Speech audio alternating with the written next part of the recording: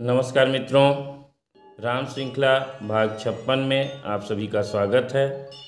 मित्रों, अब तक की कथा में हमने देखा किस तरह भरत जी अयोध्यावासियों, माताओं और गुरु वशिष्ठ सहित प्रभु श्री राम को लेने के लिए चित्रकूट पहुंचते हैं। वहां पहुंचकर सभी लोग काफ़ी भावुक हो जाते हैं। एक दूसरे को देखकर प्रभु श्री राम को वनवासी वेश में देखकर भरत जी फूट फूट कर रोने लगते हैं और दोनों भाई एक दूसरे से मिलते हैं। बड़े ही गमगीन माहौल में शोकपूर्ण वातावरण होता है और इसी तरह से कुछ दिन बीत जाता है। वहाँ पर अयोध्यावासियों सहित भरत जी को रहते हुए कुछ दिन बीत जाता है और वो लोग इसी उधेड़ बुन में रहते हैं कि किस तरह से प्रभु श्री राम को हम पुनः अयोध्या वापस ला सकें। तभी उन सभी को जनक जी के सपरिवार वहाँ पर आगमन की सूचना प्राप्त होती है। उनके आगमन की सूचना पाकर सभी अयोध्यावासी प्रसन्न हो जाते हैं। उन्हें लगता है कि चलिए अब कुछ दिन और प्रभु श्री राम के साथ रहने का सौभाग्य प्राप्त होगा। जनक जी के आगमन के बाद दोनों तरफ का समाज एकत्रित होता है, अयोध्यावासी भी, जनकवासी भी। सभी वहाँ पर महाराज दशरथ को याद कर काफ़ी दुखी होते हैं और इसी दुख में और आपसी एक दूसरे को समझाने में 4 दिन का समय बीत जाता है। इसी दौरान सीता जी की सासुओं से अर्थात कौशल्या जी, कैकेयी जी और सुमित्रा जी से मिलने के लिए जनकपुर का रनिवास, जिसमें स्वयं सीता जी की माता जी भी होती हैं, मिलने के लिए आता है। तो कौशल्या जी सभी को उचित आदर सम्मान के साथ आसन देती हैं बैठने के लिए और दुखी मन से कहती हैं, लखनु राम सिय जाहु बन, भल परिणाम न पोचु, गह बरिहिय कह कौशिला, मोहि भरत कर सोचु। लक्ष्मण, राम, सीता वन को जाएं तो इसका परिणाम अच्छा ही होगा। मुझे उस बात की चिंता नहीं है, मुझे तो भरत की चिंता है।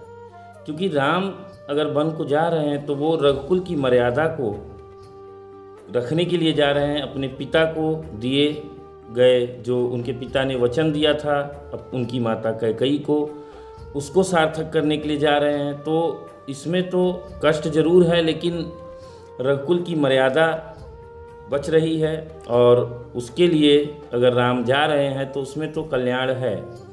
लेकिन भरत जी का जो प्रेम प्रभु श्री राम के प्रति है, उनके उस प्रेम की वजह से मन में चिंता है कि कहीं कुछ ऐसा वह कदम न उठा लें कि जिसके लिए हम सभी को दुखी होना पड़े।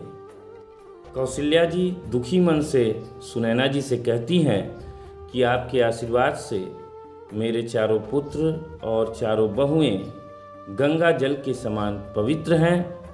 और वे कहती हैं, हे सखी, राम शपथ मैं कीन्ही न काऊ, सो करि कहाऊँ सखी सती भाऊ।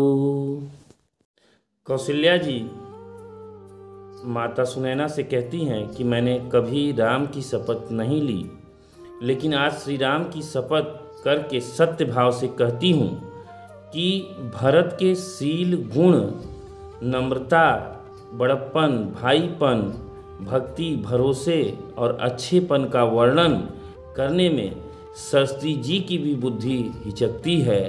सीप से कहीं समुद्र उलीचे जा सकते हैं। मैं भरत को कुल का दीपक जानती हूँ और महाराज ने भी बार बार मुझे यही कहा था। कसे कनकुमनि पारिखि पाए, पुरुष परिखी हैं समय सुभाए। सोना कसौटी पर कसे जाने पर और रत्न पारखी के मिलने पर ही पहचाना जाता है, उसी प्रकार पुरुष की परीक्षा उसके समय आने पर ही होती है और उसके स्वभाव से ही उसका पता चलता है। मित्रों, मैं यहाँ कहना चाहूँगा कि हमारे आसपास बहुत से लोग हमें यह दर्शाते हैं कि वे हमारे बहुत बड़े शुभचिंतक हैं, बहुत बड़े सहयोगी हैं, लेकिन उनकी असली पहचान तभी होती है जब कभी हमारे ऊपर कोई विपत्ति या समस्या आती है। उस समय जो हमारे साथ खड़े होते हैं, जो हमारे सहयोग के लिए तटस्थ रहते हैं, वही हमारे सच्चे हितैषी और सहयोगी हैं। तो उसकी पहचान समय पड़ने पर ही हो सकती है।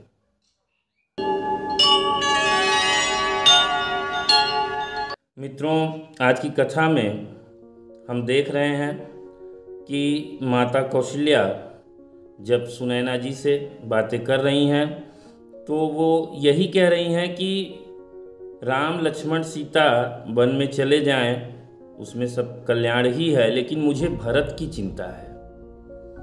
अब आज देखिए, भरत की चिंता है उन्हें, मतलब जबकि राम के वन का कारण भरत को राजपद देने की लालसा ही थी। कैकेयी की भरत को राजपद देने की जो लालसा थी वही राम के वन के जाने का कारण था। और कोई भी माता आज के समय में जिसकी वजह से उनके पुत्र को वन जाना पड़ा हो या कष्ट झेलना पड़ा हो, तो उसकी चिंता भी करे उसी व्यक्ति की जिसके वजह से उनके पुत्र को कष्ट मिला हो, चिंता करे, तो यह वो केवल प्रभु श्री राम की माता कौशल्या ही ऐसा कर सकती हैं।